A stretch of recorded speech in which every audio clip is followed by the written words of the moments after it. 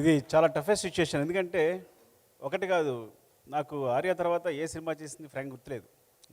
చేసినా కూడా బికాస్ టెన్షనో లేకపోతే ఎక్కువ ప్రెషరో ఎక్కువ, బికాస్ ఫస్ట్ సినిమా కాబట్టి ప్రతి మూమెంట్ గుర్తుంది. సో పేరు పేరున చెప్పాలి, మిస్ అయిపోవచ్చు, సరిగా చెప్పలేను మన టెన్షను. బికాజ్ ఎక్కడ కన్క్లూడ్ చేసుకుందాం అనుకున్నా, ఒక వేలో వెళ్దాం అనుకున్నా సరే చాలా కష్టంగా ఉంది. సో అంత టఫ్ సిచ్యుయేషన్ ఇప్పుడు నాకు.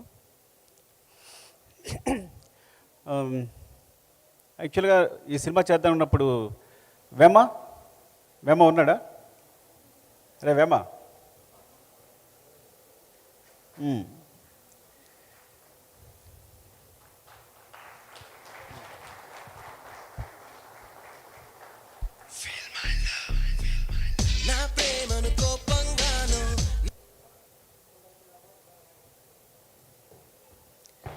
యాక్చువల్గా ఇద్దరు స్టార్ట్ చేసాం రాయడం ఇది ఆర్య అనే స్క్రిప్ట్. సో ఫస్ట్ వైజాగ్ వెళ్ళిపోయి అంటే నా ఫ్రెండ్ రవికుమార్ ఉన్నాడు ఇక్కడే, వాడి దగ్గర ఒక 10,000 తీసుకుని ఎడిటర్ మోహన్ గారి దగ్గర, అంటే అప్పుడే ఎడిటర్ మోహన్ గారి దగ్గర చేస్తున్నాం, మేము రైటర్స్గా చేస్తున్నాం ఇద్దరం. చేస్తున్నప్పుడు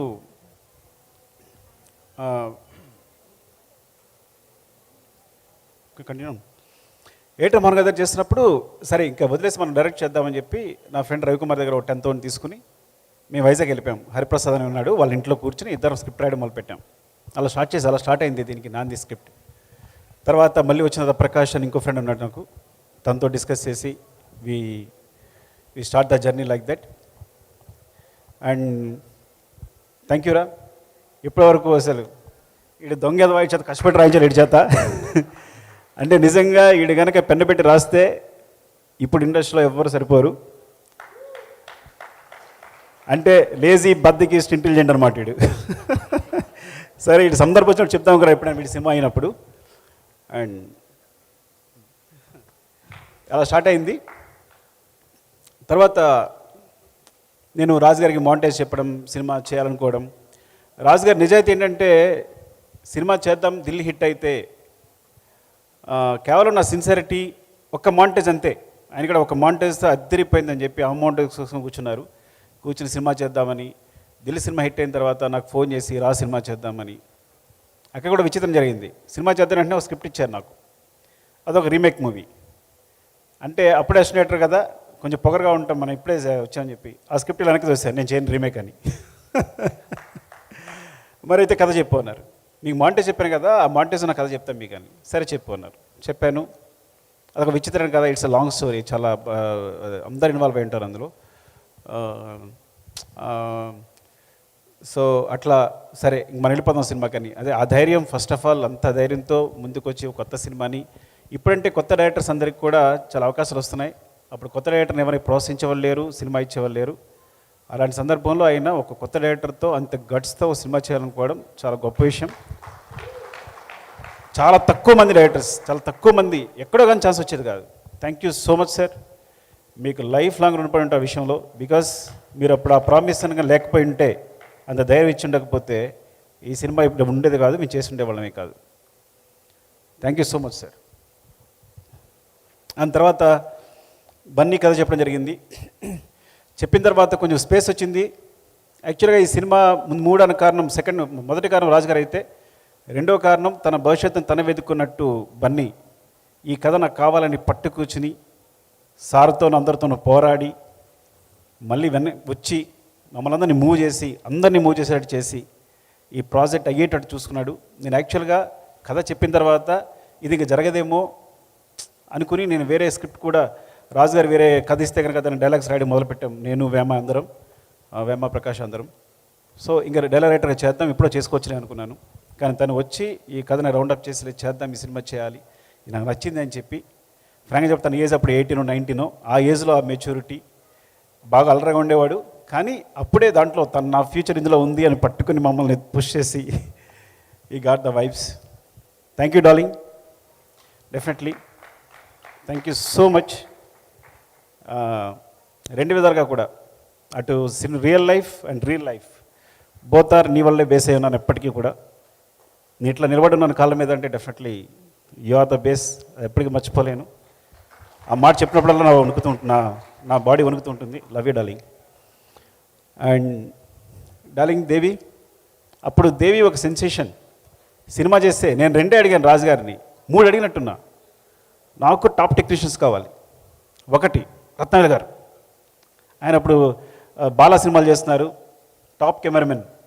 శ్రీకర్ ప్రసాద్ గారు ఎడిటింగ్, టాప్ ఎడిటర్. దేవి సెన్సేషన్, నాకు దేవి కావాలి. ఇలా 3 ఎంచుకున్నాం. అందులో అంతకన్నా టాప్ ఎడిటర్ వచ్చారనుకోండి మాతారి వెంకటేష్ గారు. కానీ చెప్తాను అప్పటికి ఇలా అనుకోవడం వల్ల. సో డార్లింగ్ దేవి వచ్చాడు, చిన్న కుర్రాడు, కథ చెప్పాను. కింద గోల అవుతుంది, పైకి వెళ్దామన్నా, ఇంకో ఫ్లోర్ ఎక్కాం. ఇక్కడ కూడా గోల, కాన్సన్ట్రేషన్ కుదరట్లేదన్నాను. మళ్ళీ పైకి వెళ్ళాం, ఇక్కడ కూడా గోల వస్తుంది, ఇక కథ చెప్పలేకపోతున్నానన్నా. ఇంకా ట్యాంక్ ఎక్కాం, అంటే వాటర్ ట్యాంక్ పైకి ఎక్కాం. అమ్మయ్య ఇక్కడ ఎవరు లేరు, మంచి కథ చెప్పుకుందాం అనుకున్నాం. అక్కడ కథ చెప్పుకున్నాం. కథ ఐ థింక్ ఫస్ట్ హాఫ్ అయినట్టుంది. వెళ్ళి మార్నింగే చూనిచ్చేసాడు. ఏది ఫిల్మేలో వచ్చి మార్నింగే వచ్చేసి ఫోన్ తింటే ఫోన్ లిఫ్ట్ చేయట్లేదు. ఇదేంటి నేను ఫస్ట్ హాఫ్ కథ చెప్పాను, ఇంకా సెకండ్ హాఫ్ చెప్పాలి, కనీసం టచ్లో లేడు తను కనీసం అని అంటే, లేదు తను వస్తాడు, కంగారు పడుకున్నారు రాజు గారు. వచ్చాడు, రాగానే డార్లింగ్ ఒక మీకు చూన్ చేసాను చూడండి అని చూన్ వినిపించాడు. అదే ఫిల్మేలో ఫస్ట్ చూన్ చెప్పిన వెంటనే ఐ థింక్ వీఆర్ అందరూ ఇంప్రెస్. ఆ ట్యూన్ అలా వెళ్ళిపోయింది. Thank you so much for all the songs. అంటే అప్పుడు తెలియకుండా నేను చెప్పాను కదా, నీ వాయిస్లో వినేసి ఇప్పటికీ అదే జడ్జిమెంట్ నమ్ముతాను నేను. ఎందుకంటే నీ వాయిస్ విని విని విని నాకు అదే అనిపించేది. అప్పటి నుంచి ఏదైనా ఎక్కువ వినేసి ఉండి నేను జడ్జిమెంట్ తీసుకుంటానని ఎప్పటికప్పుడు చెక్ చేసుకుంటాను.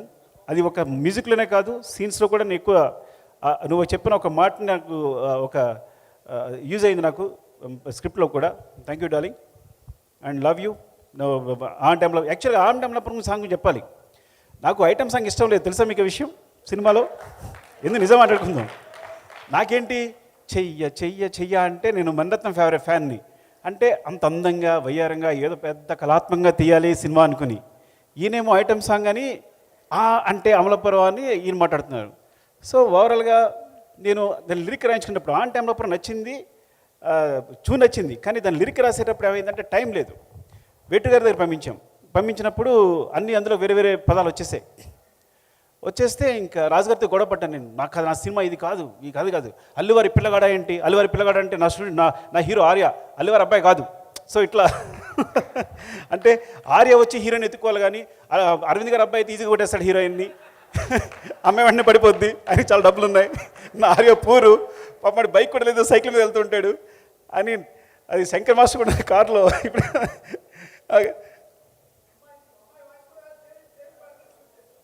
అవును, అమ్మాయి వాయిస్ కూడా లేదు అప్పుడు అని అట్లా. సో ఆ సాంగ్ గురించి. సో నాకు ఐటమ్ సాంగ్ అంటే ఐటమ్ సాంగ్ అనుకోవాలి, నేను చేయాలని క్లాస్ సాంగ్ అనుకున్నాను. అప్పటి నుంచి విచిత్రం తెలుసా నీకు, ఐటమ్ సాంగ్ మొదలుపెట్టిన ఆయన సినిమాలో ఒక్క ఐటమ్ సాంగ్ ఉండదు.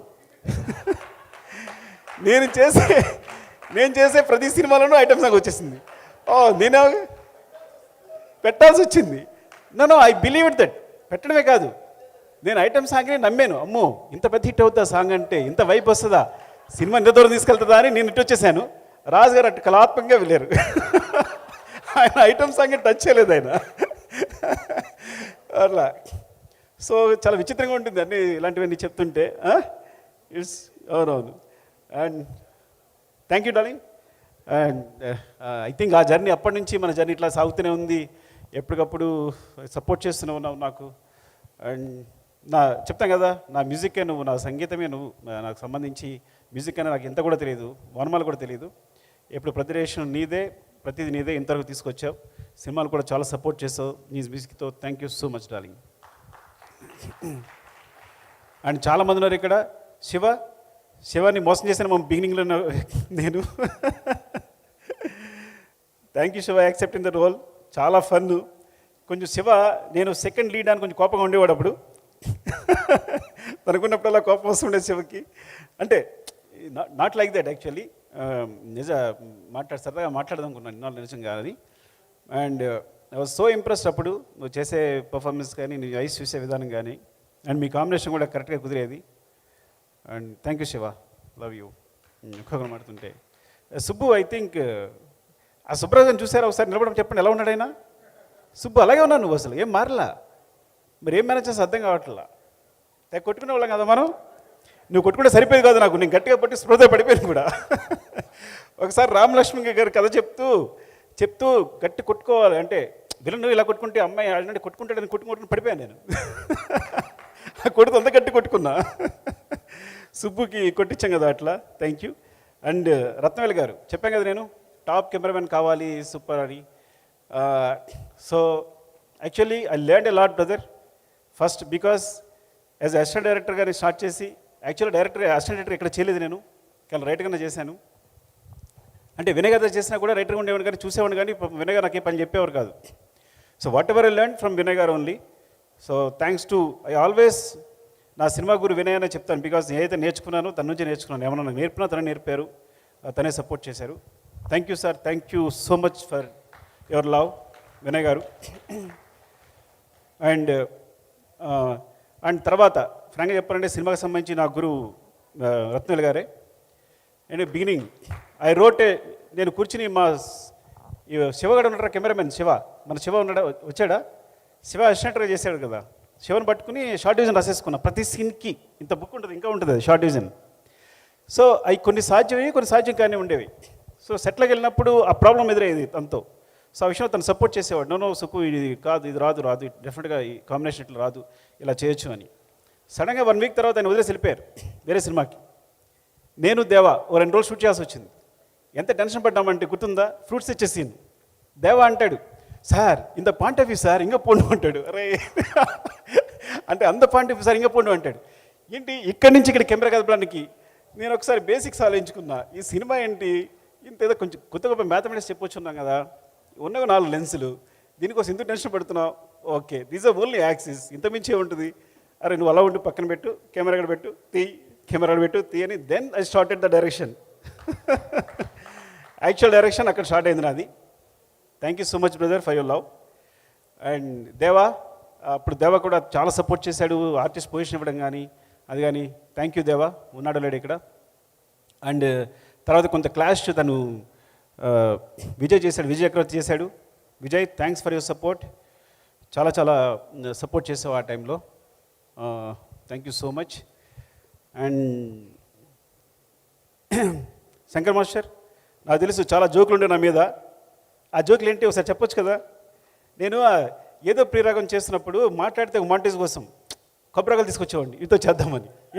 వీళ్ళిద్దరు నవ్వుకునేవారు బాగా, లేదా రింగులు పట్టుకొచ్చేవాడిని. సో ప్రతిదీ రకరకాల మాంటేజ్ తీసేయాలని చెప్పి. ఇంకా చాలా మాంటేజ్ ఒక 60, 70, 100 మాంటేజ్ ఉండేవేమో, ఒక 100 మాంటేజ్ ఉండేమో. తీస్తూనే ఉండేవాళ్ళం అవన్నీ. వీళ్ళిద్దరు నవ్వుకుంటుండేవారు బాగా, నన్ను ఏడిపిస్తుండేవారు. సీరియస్ కదా వీళ్ళిద్దరిని.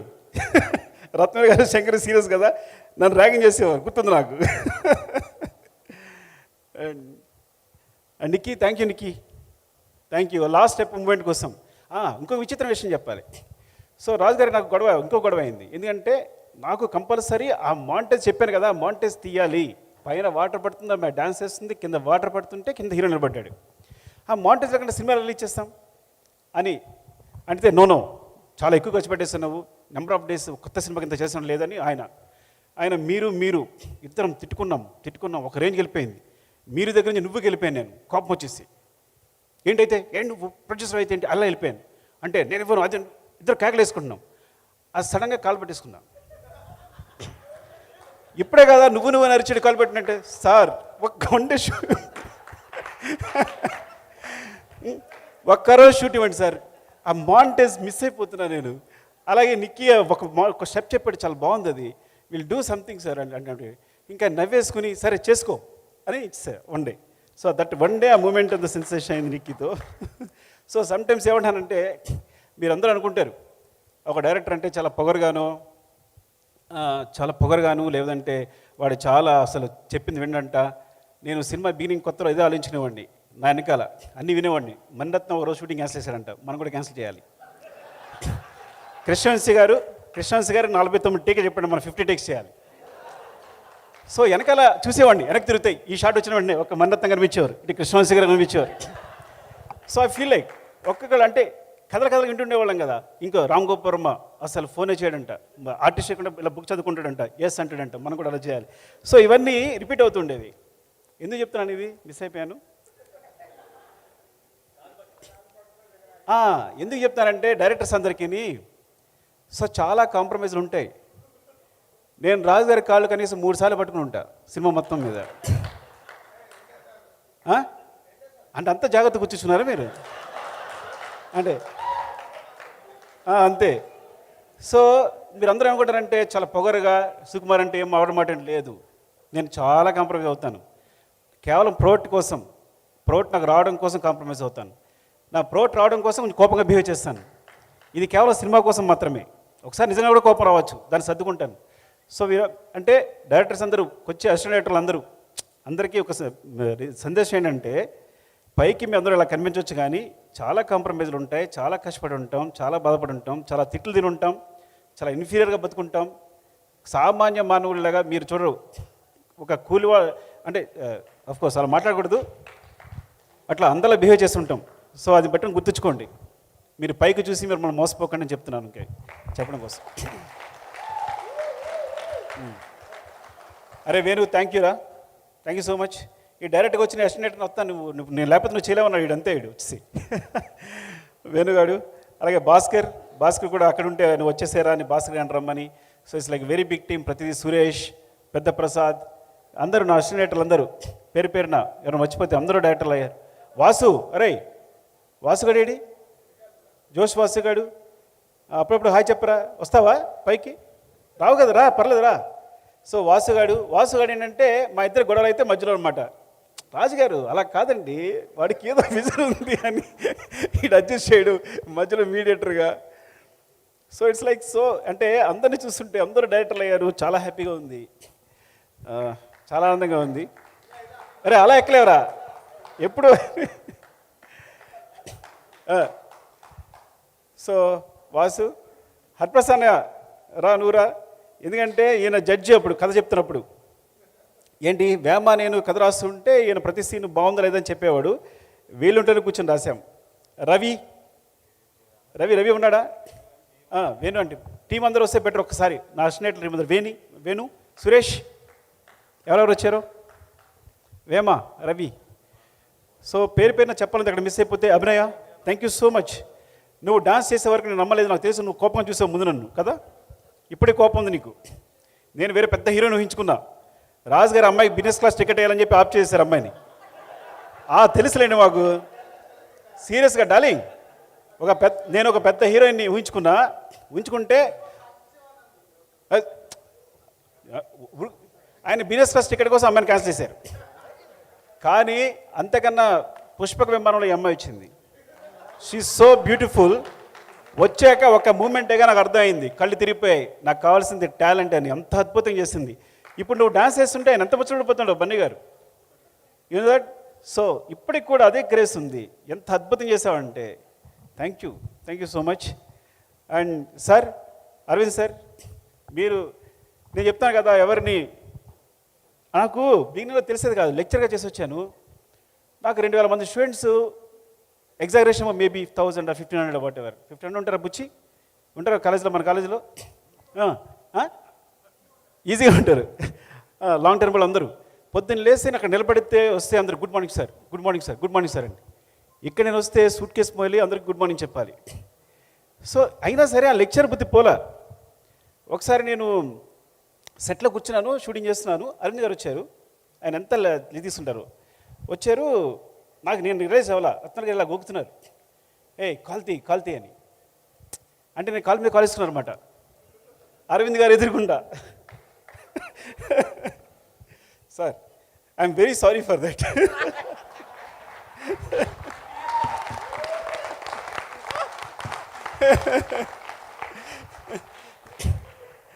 అంటే ఆ తర్వాత బన్నీ మాట్లాడుతూ ఉంటాడు, అప్పుడు గ్రావిటీ అని పదవి ఉపయోగిస్తుంటాడు. మీ గ్రావిటీ అంటే తర్వాత తెలిసింది. అవును సార్, అవును. అది కాదు కానీ సార్, కొంచెం అలాంటిదే. Sorry sir. రత్నాలు గారు ఇలా అనేవారు నన్ను, కొంచెం ఆ విషయంలో కూడా బ్రదర్ హెల్ప్ చేశారు. అంటే చాలా విషయాలు ఇలా ఉండాలి, ఇలా ఉండకూడదు, వాళ్ళతో ఇలా బిహేవ్ చేయాలనేది. Thank you so much, love you brother. And ఇంకెవరైనా, అరే హన్షిత, బాగా ఆడుకున్నాడు కదా మన ఇద్దరం. ఎక్కడికి వెళ్ళాం, మీ ఇద్దరం కలిసి వెళ్ళేవాళ్ళం. నా పక్కనే ఉండేది. ఎక్కడ మనం తిరుపతి వెళ్ళాం, మంత్రం కలిసి వెళ్ళేవాళ్ళం. నడిపించాదా నిన్ను? నేను కూడా ఆశీష్ ఖండ్ అయితే నేను మోసాను కూడా, ఎత్తుకుని మోసా, వాడి బండగా వెళ్ళిపోతుంటే. So and Bablu, thank you Bablu. చిత్రం సీను, లాస్ట్ మినిట్లో వచ్చేసావు. అండ్ ఎవరైనా మిస్ అయిపోయినా పేరు పేరున చెప్పాలి, ఇప్పుడు ఏదో మాట్లాడుకుని కూడా చాలా మిస్ అయిపోయాను నేను. And thank you so much. And అందరూ కూడా మా టీం అందరూ, వేమ లవ్ యూరా, రవిబాబు థ్యాంక్స్. వీడి 10,000తోనే నేను స్టార్ట్ చేస్తా కథ స్టార్ట్ చేయడం. వీడికున్న 10,000 ఉంది బ్యాంకులో, నీకేం కావాలని చెప్పి ఆ 10,000 క్యాష్ తీసుకొచ్చి ఇలా ఇచ్చేసాడు మాకు అంతే. ఆడు సంపాదించుకుంటే 10,000. ఆ టైంలో 10,000 is a very big matter. And Hariprasad అన్నయ్య వీళ్ళింట్లోనే, మాకు రూమ్ లేదు కాబట్టి తనే ఫుడ్ అన్నీ రూమ్లో కూర్చోబెట్టి మా ఇద్దరిని అరే ఇది కాదురా అది కాదురా అని చెప్పి లైక్ ప్రతి సీను జడ్జ్ చేస్తూ ఇలా చేయాలి అలా చేయాలని. తన సినిమాలో చాలా ఎక్కువ ఉండేది, మాకన్నా చాలా ఎక్కువ ప్రతి సినిమా చూసేవాడు తను. థ్యాంక్ యూ సో మచ్ అన్నయ్య. అండ్ వాసుగా వీడికే చెప్పే ఫస్ట్, తర్వాత కథ చెప్తే రాజుగారు నీకు సురేందర్కి చెప్పినట్టుగా సూర్యుని అందరికీ నేను ఒక్క నిమిషం చెప్పేస్తాను, మీకు బోర్ కొడదేమో. రాజుగారు చెప్పాను, రాజుగారు కొంచెం ఈడేదో కొంచెం బ్రోకర్లా ఉన్నాడు అని కాదు, కానీ ఇది చెప్తున్నాడు బాగుంది సుకు అద్దరిపోయింది, కానీ ఈ కథ చాలా క్రిటికల్గా ఉంది, నేను ఆలోచించుకుంటా అన్నారు. నేను ఒకసారి ఆలోచించుకున్నాను. సో మార్నింగ్ వీళ్ళిద్దరికి చెప్పా, వీళ్ళకి సూరికి మన మీరేమో చెప్పాను అప్పుడు. సో వీళ్ళు సపోర్ట్ చేశారు ఆ విధంగా. అంటే అప్పుడు రాజుగారు వచ్చి వీళ్ళు అడిగారు ఎలా ఉంది అంటే బాగుంది సార్ అంటే అఫ్కోర్స్ ఇమీడియట్ డెసిషన్ అనుకోండి. So thank you. నేను ఎప్పుడు సరిగా బాగా మాట్లాడుతున్నానో లేదు తెలియదు కానీ ఫినిష్ చేస్తా. నీకేమైనా మిస్ చేశానా, ఏమైనా మిస్ చేశానేమో కాదని అని. అండ్ మధు గారు, ముఖ్యంగా మధు గారికి చెప్పాలి. అలాగే మాతాడి వెంకటేష్ గారు రాలేదు. మాతాడి వెంకటేష్ గారు అన్నారు ఒక మాట, అరే నువ్వు కొత్త డైరెక్టర్ కొన్ని అనిపించట్లా, పాత డైరెక్టర్లాగా ఏ క్లోజప్ వాళ్ళు అదే క్లోజప్ తీస్తున్నావు అన్నారు. ఆ మాట ఎందుకు గుర్తొస్తుంది ఇప్పటికి, నేను అలా తీయట్లా ఇప్పుడు నేను. ఎందుకంటే అప్పుడు ఫిల్మ్ కాబట్టి ఈ క్లోజప్ అంటే ఈ క్లోజప్పే తీసేవాళ్ళం, ఇప్పుడు డీజిల్ కాబట్టి రోల్ చేస్తూనే ఉన్నాం. అప్పటికి ఎక్కువ రోల్ చేసేవాడిని, కానీ ఆయన నువ్వు కరెక్ట్గా తీసావు, ఇది ఈ క్లోజప్ నీ క్లోజప్ తీసావని ఎప్పుడు క్లోజప్ పెడదాం అనుకున్నా ఆయన మాట గుర్తొస్తుంది. ఈసారి కూడా సిన్సియర్గా మనం ఇలాగే తీద్దాం, ఎక్కువ వేస్ట్ చేయకుండా అనుకుంటాను, కానీ ఏదో తీసేస్తుంటాను. ఫ్రాంక్గా చెప్పాలంటే అదే చాలా డిసిప్లిన్గా చేసిన cinema Arya. And thanks Venkatesh గారు, ఆయన చాలా సపోర్ట్ చేశారు. ఎందుకు అంటే ఒక సినిమా చూసి రాజు గారు అది ఎలా ఉంది అంటే నా ఒక 1 వీక్ ఎడిట్ చూసి నువ్వు మర్చిపోయి సినిమా సూపర్ హిట్, ఈ కుర్రాడు చాలా బాధ చేస్తాడని చెప్పి చాలా ధైర్యం చెప్పారు. రాజు గారు కొంచెం డౌట్ అని కదా, ప్రొడ్యూసర్గా తెలుసుకోవాలి ఉంటుంది కదా, తెలిసినప్పుడు థ్యాంక్ యూ సార్ వెంకటేష్ గారు, love you so much. And Chiranjeevi గారు ప్రత్యేకంగా థ్యాంక్స్ చెప్పాలి, ఎందుకంటే అరవింద్ గారు పంపించారు చిన్న గారు నా టెస్ట్ కోసం కథ చెప్పడానికి. నేను అద్దం ముందు 1 నెలలు ప్రాక్టీస్ చేశాను కథ చెప్పడానికి. ఎందుకంటే చిరంజీవి గారు అంటే అక్కడ చిరంజీవి గారిని చూస్తున్నాను అంటే మా ఊళ్ళో పెద్ద కథగా చెప్పున్నారు, చిరంజీవి గారి దగ్గరికి వెళ్తాడంట మాట్లాడతాడంట అని ఆ టైంలో. సో వెళ్తే ఆయన అరవింద్ గారు చెప్పారు నువ్వు 15-20 మినిట్స్ చెప్పాలి కదా, ఆయనకి అంత టైం లేదు అన్నారు. సేమ్ అందరిలాగే నేను కూడా వెళ్ళి సార్ అరవింద్ గారు చెప్పారు మీకు 20 మినిట్స్ అలా చెప్పమన్నారు, కానీ కథ చెప్తుంటాను మీరు ఎక్కడ బురుగుతాడు అక్కడ ఆపేయండి అన్నాను. ఈ టెక్నిక్ ఎవరో చెప్పారు నాకు అప్పట్లో గుర్తులేదు. సో నేను కథ చెప్పడం మొదలు పెడితే ఆయన చాలా ఎంజాయ్ చేశారు. 3 అవర్స్ చెప్పాను కదా ఆయనకి, 3 అవర్స్ చెప్పాను. నేను ఎంత షాక్ అయ్యానంటే మెగాస్టార్ మీరు ఊహించారు, ఆయన కథ చెప్పడం కోసం నెలలు అద్దం ముందు ప్రాక్టీస్ చేస్తుంటాను, ఎగ్జాగరేషన్ లేదు అంతకన్నా ఎక్కువ చేస్తుంటాను. ఆయన కళ్ళ ముందుకు వచ్చినప్పుడు ఆయన కళ్ళు చూసి చెప్పారని చెప్పి నేను నా అద్దాన్ని చూసుకుంటాను, ఊహించుకుంటున్నా. ఆయన ఫేస్లో ఎప్పుడు చూడలే, నేను చూడకుండా చెప్పేశాను. నేను తర్వాత నేను ఇలా అంటుంటే టీ గ్లాస్ వెళ్ళిపోతాను, టీ గ్లాస్ పక్కన పెట్టేవారు. ఇప్పుడే గుర్తు ఒక ఎలిఫెంట్ బొమ్మ ఉండేది అక్కడ, ఇలా అంటుంటే పడిపోతే నేను పట్టుకున్నారు. సో ఇట్లా అప్పుడు అరవింద్ సార్ ఫోన్ చేశారు. ఫోన్ చేసి అరవింద్ చాలా బాగా చెప్పాడు ఎబ్బంటే, అటు నుంచి నాకు వాయిస్ అని పడగా నాకు అర్థమవుతుంది, తీయగలడంటారా అనేది వచ్చినట్టుంది వాయిస్ సార్ మీరు.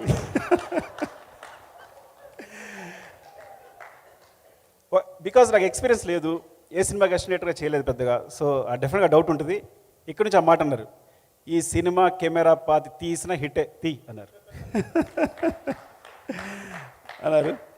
థ్యాంక్ యూ సార్ చిరంజీవి గారికి. అండ్ పేరున ఏమన్నా మర్చిపోయినా అనుకోవద్దు, ఇంకో సందర్భం ఎప్పుడైనా వస్తే కనుక డెఫినెట్గా మాట్లాడతాను. Love you so much. Anu Mehta, yeah అసలు శిరీష్ గారు లక్ష్మి గారు. సో ఫస్ట్ డార్లింగ్ సపోర్ట్ చేసిన శిరీష్ గారు, ఈ విషయం మర్చిపోకూడదు. అది తర్వాత లక్ష్మణ్ గారు, ఇద్దరు. సో ఎప్పుడు ఇద్దరు కనిపిస్తుంటారు మమ్మల్ని, ఎప్పుడు రాజు గారు బికాజ్ రాజు గారి స్క్రిప్ట్ సైడు అడ్మినిస్ట్రేషను ప్రొడక్షన్ అని చూసుకుని ఉంటే మమ్మల్ని అందరినీ ప్యాంపర్ చేసేవారు. శిరీష్ గారు, లక్ష్మణ్ గారు మా అందరినీ ప్యాంపర్ చేసేవారు. మాకు కావాల్సిన అది తింటావా, ఇది తింటావా, ఇది చేసుకుంటావా, ఇది తాగుతావా అని. Thank you so much Sirish garu and Laxman గారు, అండ్ లవ్ యూ ఆల్. అంటే ఇంకా నిన్నే మొన్న జరిగినట్టుంది ఇదంతా. ఇంకా నేను అసలు మీరు నమ్మరు, అందరికీ ఎలా ఉంటుందేమో, నాస్టాల్జియా కూడా లేదు, నిన్న జరిగినట్టే ఉంది. ప్రతి విషయం నాకు గుర్తుంది ఈ సినిమా సంబంధించి అన్నీ. Thank you so much. ఎందుకంటే ఈ సినిమా గురించి మాట్లాడడం మొదలు పెడితే అలా వెళ్తూనే ఉంటుంది. అందరికీ పేరు పేరున థ్యాంక్స్. ఇక్కడ ఈ రోజున ఇలా నిలబడ్డానంటే డెఫినెట్గా మీ అందరి సపోర్ట్ అండ్ మీ ఆశీస్సులు అనే మాట ఇప్పుడు వాళ్లే కానీ మొట్టమొదటిసారి వాడుతున్నా. డెఫినెట్గా మీ ఆశీస్సులు, మీ బ్లెస్సింగ్స్, మీ wishes. Thank you so much. Love you.